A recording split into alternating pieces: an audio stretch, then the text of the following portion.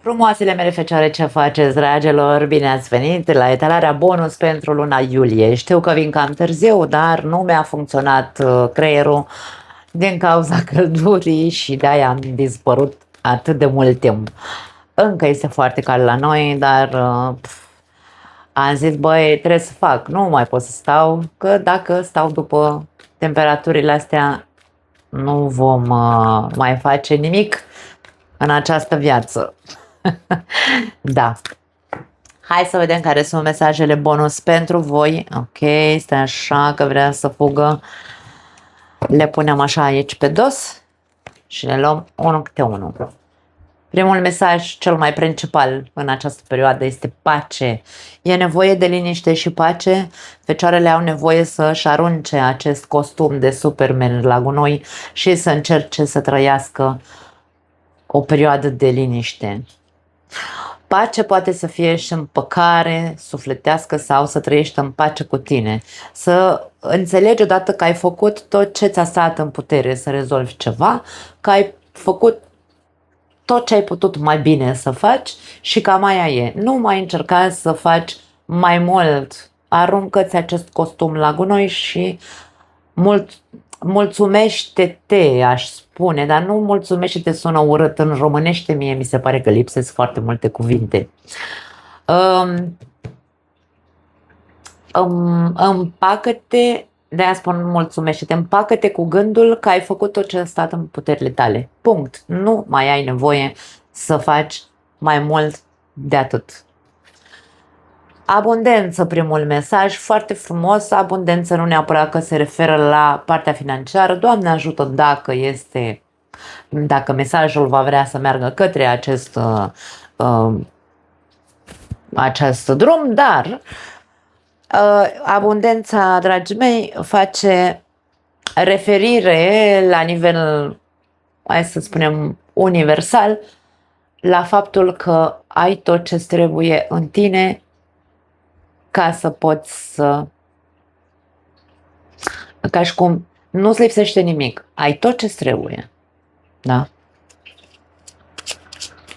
Deții tot ceea ce ai nevoie. Ia uite, da, poate să fie vorba despre un mesaj legat de partea financiară. Poate să fie, aici insistă să iasă pe monezi la voi. Și 10 de cupe, dar nu numai, vedem și partea sentimentală. Aici ca și cum, dacă vorbim, hai să spunem așa, despre relație, aici ar putea să fie ok. Dacă ești într-o relație în care tu ai depus extrem de multe eforturi să faci tot ce ți-a stat în putere ca relația să funcționeze, oprește-te, ajunge să-ți înregistrezi, să-ți tatuezi în creierul tău că ai făcut tot ce ai putut mai bine. Dacă vorbesc puțin incoerent, să știți că e din cauza găurilor din gură. Da, în fine, am avut și ultima intervenție la dentist și sunt un pic ciudat așa. Abundența se referă la faptul că există toate șansele, există posibilități cu resursele pe care le aveți în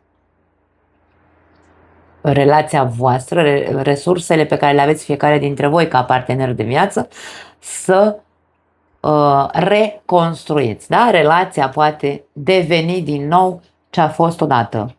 Solidă, fericire, toată lumea mulțumită și, da, și fericită. Asta e imaginea. Există toate șansele să se repare în sfârșit tot ce au meritat eforturile, aș spune.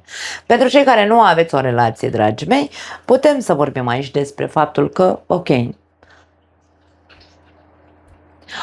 toate experiențele pe care tu le-ai avut în alte relații, în care ai oferit tot ce ai avut mai bun în tine, ai încercat să faci tot posibilul ca relațiile să funcționeze, spun ceva despre tine. Spun despre tine că ești o persoană care oferă tot ce are mai bun. Însă, aici, ca și cum se spune, nu exagera. Rămâi cu ceea ce deții, pentru că tu ești o persoană um, hai să spunem așa, care are foarte multe resurse, care are foarte multe de oferit într-o relație, însă nu face pe supereroul, nu exagera, adică, da? Abundența poate să ne vorbească despre faptul că, indiferent că în ziua de azi nu există nimeni în viața ta, are balta pește, există oameni cu care să poți să construiești o relație. Nu aș spune neapărat că poate să ne spună: băi, dragi fecioare singure, în această perioadă puteți să cunoașteți pe cineva. Da, poate să fie, de ce nu? Există. Poate să fie o perioadă destul de abundentă în a apărea persoane noi în viața ta. Ideea este să știi să le selectezi și să nu te mai duci așa cu totul pe tavă în fața persoanelor. Când este vorba despre abundență, adică pot exista vari persoane care să intre în viața ta în această perioadă, trebuie să știi să faci o selecție. Da?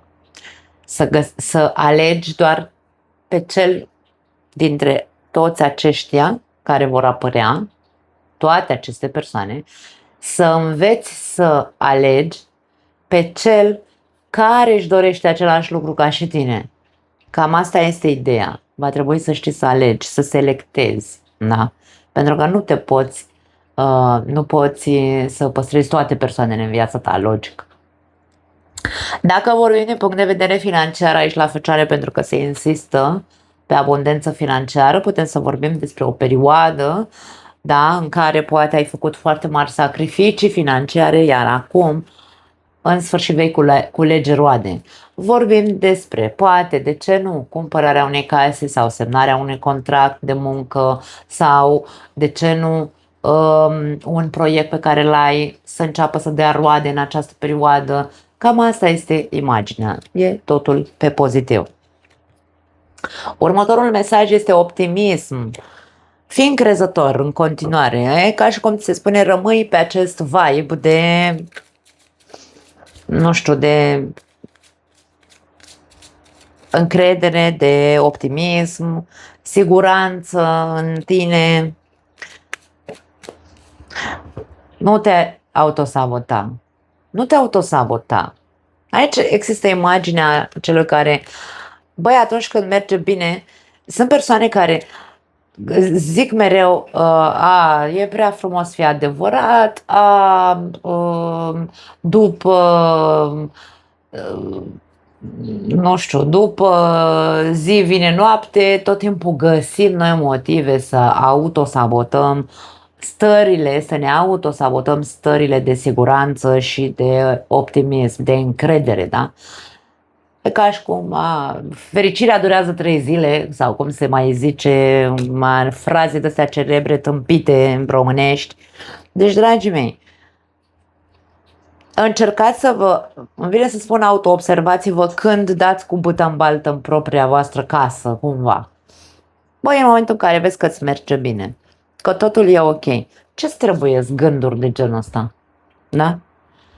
De ce atunci când ești optimist și sigur pe tine și încrezător în viață, îți vin gânduri din astea destructive în care e prea frumos să fie adevărat, n-are cum să funcționeze relația asta, n-are cum să fie persoana asta persoana potrivită pentru tine, fă ceva.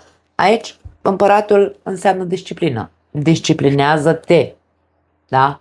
Disciplinează-ți gândurile astea sabotante. Aici ca și, mai știu, era în psihologie un termen care se folosește, care are legătură cu autosabotajul.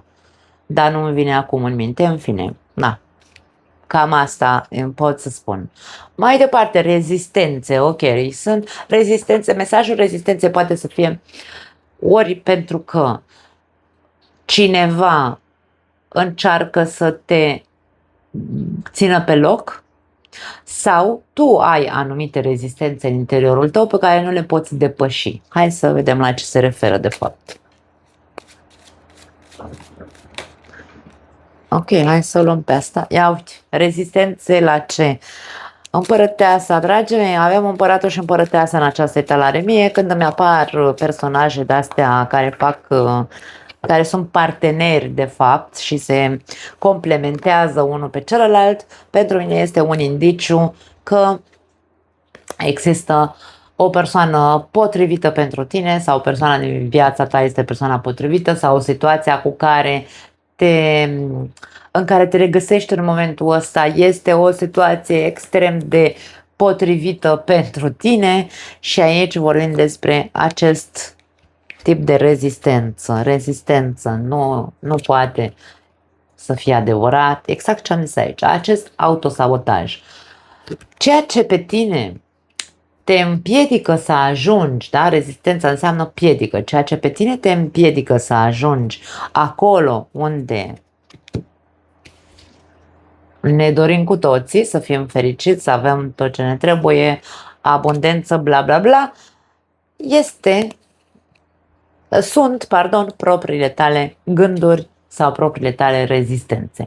Rezistențele pot fi experiențe din trecutul nostru, experiențe urâte în care am avut parte de traume în alte relații sau traume în copilărie dar care ne țin pe loc de fapt.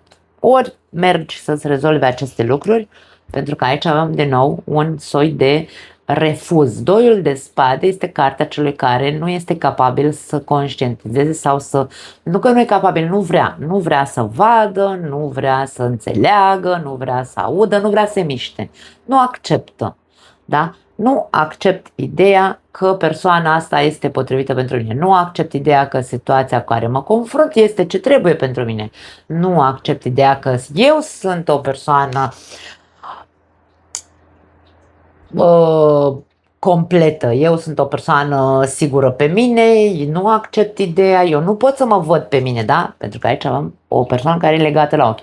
E ca și cum îți spui despre tine, eu nu pot să mă văd pe mine frumoasă, independentă, sigură pe mine, elegantă, nu mă văd feminină sau, în cazul bărbaților, eu nu mă văd masculin pentru că imaginea, dragii mei, imaginea feminității și a masculinității este foarte prostituată în ziua de azi. Eu am făcut material pe celălalt canal despre feminitate și masculinitate din punctul meu de vedere.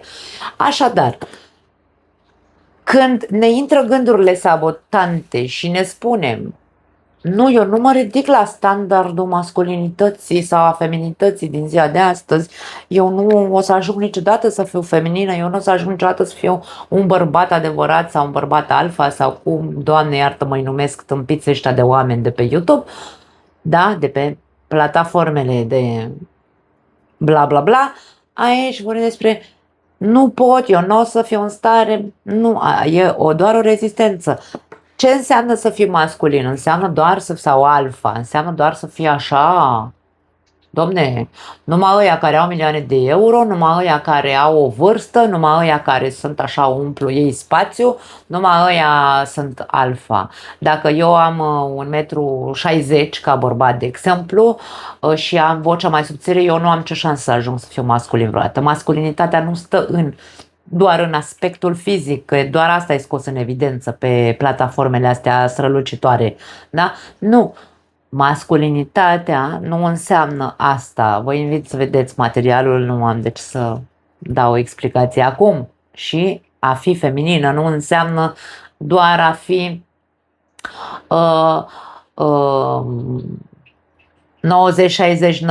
90-60-90, nu înseamnă a fi blândă, da, nu înseamnă a fi bună, nu înseamnă doar a fi elegantă, parfumată și curată. Nu.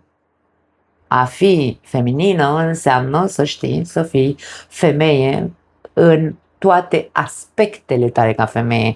Aici vorbim despre energii autentice. Da? Nu vorbim despre niciun soi de imagine publică sau statut. Așadar, când îți spui despre tine, că aici avem rezistențe, când îți spui despre tine, eu nu o să mă ridic niciodată sau nu o să ajung niciodată să fiu feminină sau masculin sau alfa, aici deja avem o problemă, du-te, caută-ți problemele astea, de ce ai viziunea asta despre tine, de ce ai această părere despre tine, ca să nu îți mai sindromul cum era, mă? Dacă mi-a venit și a dispărut. Puh. Da. Acel nume din psihologie.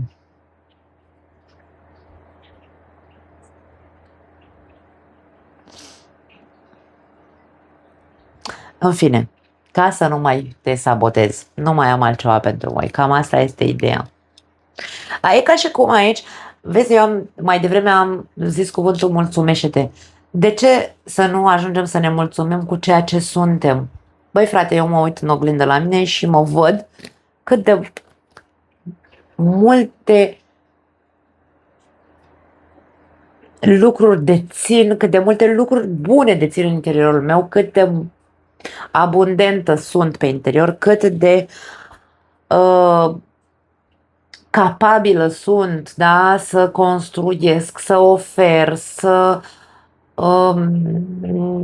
da, văd că am în mine toate aceste lucruri, dar în același timp nu mă văd cum e standardul ăsta și atunci mă sabotez. De ce să nu te mulțumești cu ceea ce ești? Odată pentru totdeauna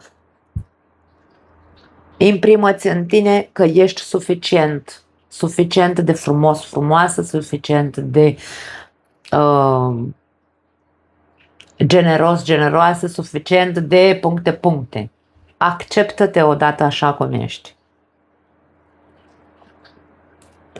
Nu, acum nu mai am altceva de zis. Vă pupăcesc, dragii mei. Ne vedem data viitoare. Ciao!